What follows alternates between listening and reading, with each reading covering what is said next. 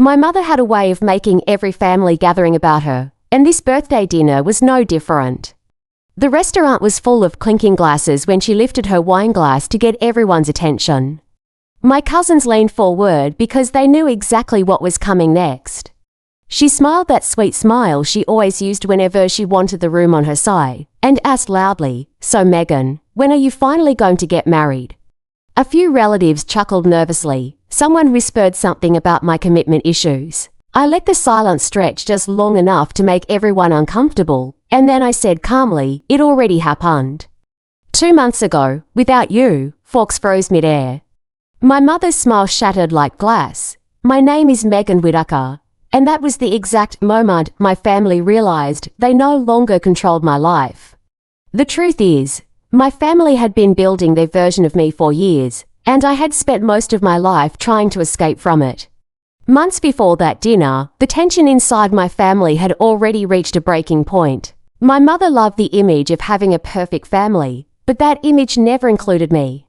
At every gathering throughout my life, she would praise my cousin Natalie as the successful one, while pointing out my flaws in the same breath, always making it sound like she was concerned about my future. It was so smooth and practiced that no one ever questioned it.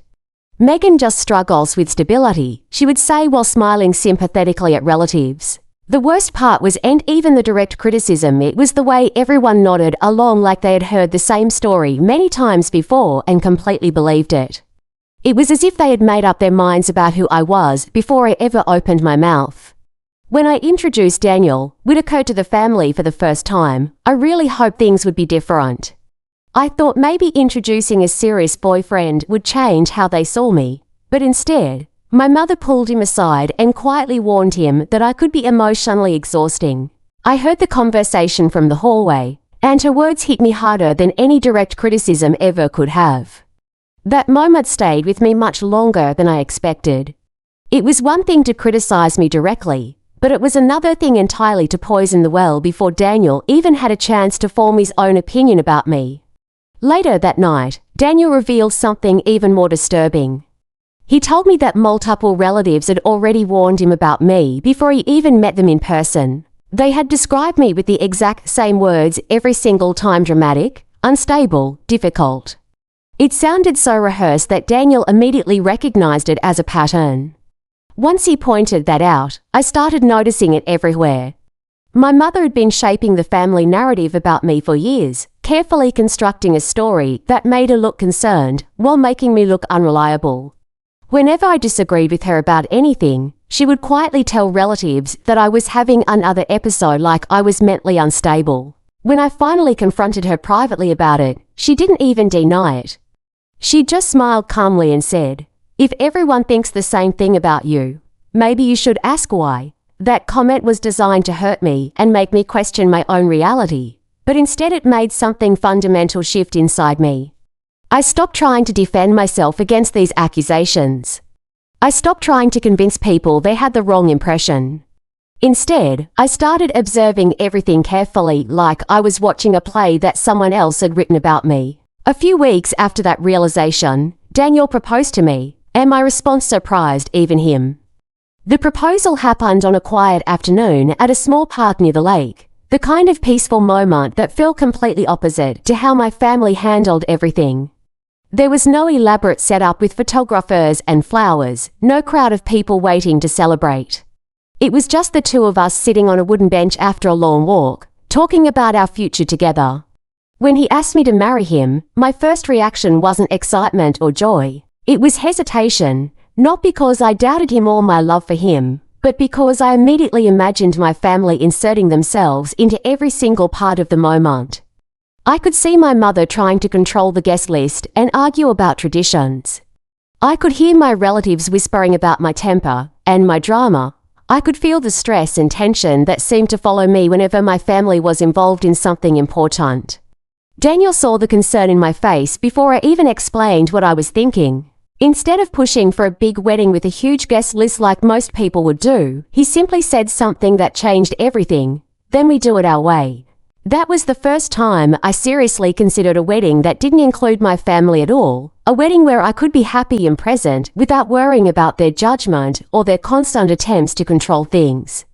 The next family gathering confirmed exactly why that idea felt so necessary. My mother decided to tell a story about my failed relationships to entertain everyone. She exaggerated every detail while relatives laughed politely. The story was even accurate. She had mixed up details from different relationships and added things that never happened. But I knew that if I corrected her, I would immediately become the dramatic one again, the unstable one. So I watched the room carefully instead. I noticed that no one questioned her version of events. They had already accepted it as fact because she had been telling them the same stories for so long. That was when I realized something uncomfortable. My family didn't actually know me anymore. They only knew the version my mother described. Instead of arguing, I stayed quiet and studied the situation like an outsider watching a play. For the first time, I stopped trying to convince anyone that they had the wrong idea about me. That night, I made a decision that would change everything. Daniel and I talked late into the night about what our wedding could look like without all the chaos and drama that my family always created. The idea felt strange at first because weddings were supposed to include parents and relatives. That was what society taught us. But the more we discussed it, the more peaceful the idea became. We could have a simple ceremony with just the people who genuinely supported us. There would be no speeches filled with passive-aggressive jokes. There would be no arguments about traditions or guest lists. There would be no tension, no judgment, no attempts to control anything. Just two people getting married because they loved each other. I realized something important during that conversation. If my family wasn't involved in planning, they couldn't sabotage it. The thought brought an unexpected sense of relief, like I had finally found a way to escape the constant scrutiny that had followed me my entire life. The next morning, I quietly started preparing for a wedding that no one in my family would know about. Planning in secret required careful boundaries that I had never had to set with my family before. I stopped sharing personal updates with relatives. When my mother called and asked about my relationship with Daniel, I kept my answers vague and short. She interpreted my silence as proof that we were having problems, which was exactly the kind of conclusion she would jump to. In reality, the opposite was happening. The less my family knew about my life, the healthier my relationship felt. It was like a weight was lifting off my shoulders with every piece of information I didn't share with them. Daniel's sister and two of my closest friends who understood the situation helped us organize a small courthouse ceremony. Every step of the planning felt calm and intentional, the exact opposite of the dramatic family gatherings I had grown up with. There were no arguments about flowers or music or guest lists. It was just the four of us and Daniel and me, and it was perfect. But while I was planning the happiest moment of my life, my mother was telling a very different story about me. A cousin accidentally mentioned that my mother had been telling relatives that Daniel was probably leaving soon. According to her version, my relationship was already falling apart. Hearing that rumor didn't shock me anymore because by that point I had heard so many false stories about myself that I was almost used to it. Instead of being upset, the rumor actually confirmed something important. If I told the family about the engagement, they would immediately try to control it or destroy it to prove that my mother had been right all along. For the first time, I felt completely confident about keeping the wedding private. The narrative my mother had created would continue right up until the moment it collapsed completely. The courthouse ceremony was simple and peaceful, exactly the way we wanted it.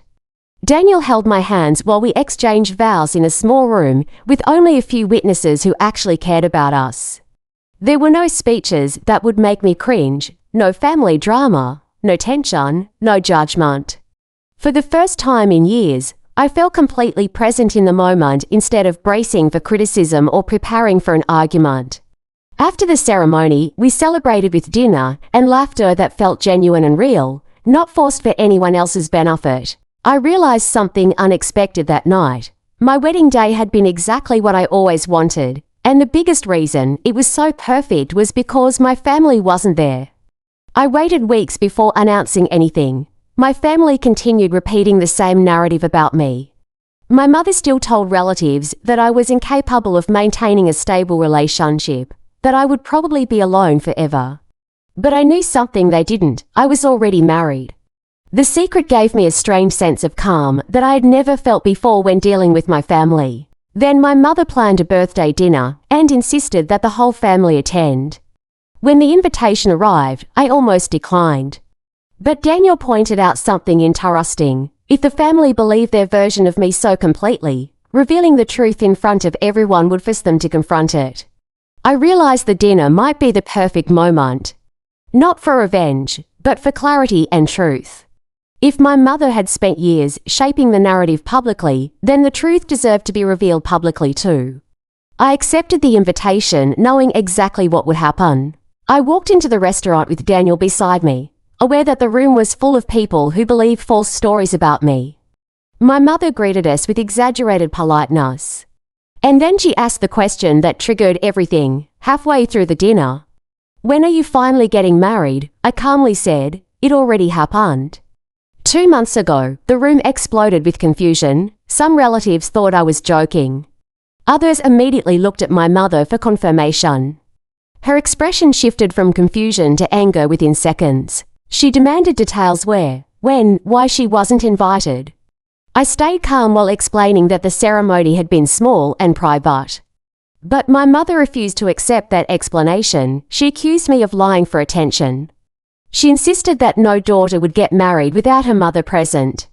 That's when Daniel quietly placed a copy of our marriage certificate on the table. The room fell silent as relatives leaned closer to read it, to confirm that what I had said was true. My mother's reaction was not embarrassment, it was fury. She accused Daniel of manipulating me into the decision, trying to shift the blame away from herself. That's when one of my aunts unexpectedly spoke up. She admitted she had heard my mother criticizing me for years and had always wondered if the stories were exaggerated. Once that doubt entered the room, more people started reconsidering what they believed. Relatives began comparing stories they had heard about me over the years. Slowly, they realized that many of them came from the same source, my mother. Her carefully constructed narrative started collapsing right before her eyes. My mother tried to interrupt repeatedly, but no one was listening anymore. A cousin asked why she had always described me so negatively if none of the stories were accurate. She couldn't answer. My mother finally ran out of explanations.